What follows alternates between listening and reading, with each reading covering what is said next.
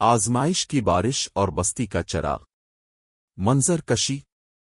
एक दूर दराज वादी में नूरपुर नामी एक खूबसूरत बस्ती आबाद थी।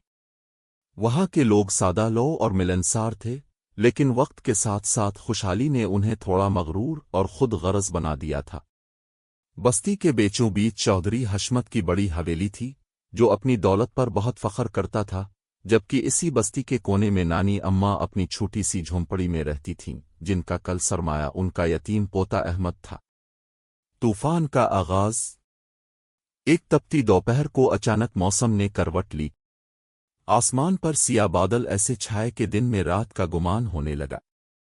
परिंदे सहम कर अपने घोंसलों में जा छुपे और देखते ही देखते तेज बारिश शुरू हो गई। पहले तो लोगों ने उसे रहमत समझा, लेकिन फिर बादल इस जोर से गिरजे कि जमीन हिलने लगी। बारिश की रफ्तार इतनी तेज थी कि बस्ती की कच्ची सड़कें नदी नालों का मंजर पेश करने लगे। हुआ कि थपेड़ों ने दरख्तों को जड़ों से उखाड़ना शुरू कर दिया। नानी अम्मा की झोंपड़ी और अहमद की फिक्र। अहमद अपनी झोंपड़ी की छत से टपकते पानी को देख रहा था। नानी अम्मा ने उसे तसल्ली दी, बेटा, अल्लाह से दुआ करो, वो हर मुश्किल को टालने वाला है। लेकिन बारिश थमने का नाम नहीं ले रही थी। अहमद ने देखा कि बस्ती के निचले हिस्से में पानी जमा हो रहा है और वहां रहने वाले गरीब मजदूरों के घर खतरे में हैं। अहमद ने अपनी पुरानी छतरी ली और बाहर निकलने लगा।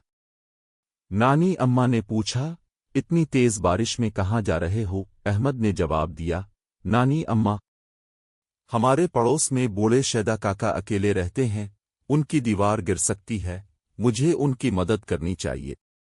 दूसरी तरफ चौधरी हशमत अपनी हवेली के मजबूत कमरे में बैठा कीमती खाने खा रहा था। इसके मुलाजिम ने आकर इत्तिला दी कि साहिब, बस्ती में पानी भर रहा है, गरीबों के माल मवेशी बह रहे हैं, हमें उनके लिए हवेली का बड़ा हाल खोल देना चाहिए। चौधरी ने गुस्से से कहा, पागल हो गए हो? उनके गंदे जानवर और भीगे हुए लोग मेरी कीमती कालीन खराब कर देंगे। सबको बोलो अपना इंतजाम खुद करे। आजमाइश की घड़ी। रात के अंधेरे में बारिश मजीद शदीद हो गई। अचानक बस्ती के करीब वाक़े पहाड़ी नाले में तुगयानी आ गई। पानी का एक बड़ा रेला बस्ती की तरफ बढ़ा। अहमद ने जब ये देखा तो वो अपनी जान की परवाह किए बगैर हर घर का दरवाज़ा, बाहर निकलो, ऊंची जगह पर जाओ। उसकी आवाज़ बादलों की गरज में दब जाती थी, लेकिन उसने हिम्मत नहीं हारी। उसने बूढ़े शैदा काका को कंधा दिया, छोटे बच्चों को अपनी गोद में उठाया और उन्हें पहाड़ी की बुलंदी पर वाक़े मस्जिद तक पहुंचाने लगा। बस्ती के दूसरे नौजवानों ने जब अहमद की यह हिम्मत देखी तो उनकी गैरत भी जाग उठी और वो भी इमदाद में जत गए। कुदरत का इंसाफ। अजीब बात यह हुई कि जिस हवेली पर चौधरी को घमंड था, वो बस्ती के ऐसे रुख पर थी जहां पानी का बहाव सबसे ज्यादा था। हवेली की मजबूत दीवारें पानी के दबाव को बर्दाश्त न कर सकीं और धड़ाम से गिर गईं।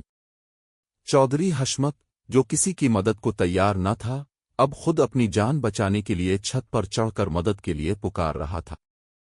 अहमद और उसके साथियों ने, जिन्हें चौधरी ने धुतकार दिया था, लकड़ी के तख्तों और रस्सियों की मदद से चौधरी और उसके खानदान को भी बहिफाजत निकाल लिया।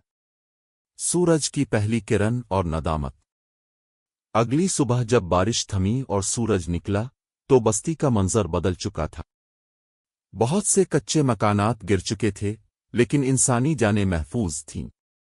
चौधरी हशमत शर्मिंदगी से सर झुकाए अहमद के पास आया और बोला, बेटा, मुझे अपनी दौलत पर नाज था, लेकिन आज समझ आया कि इंसान की असल कीमत उसके माल से नहीं, बल्कि इसके अखलाक और दूसरों के काम आने से होती है।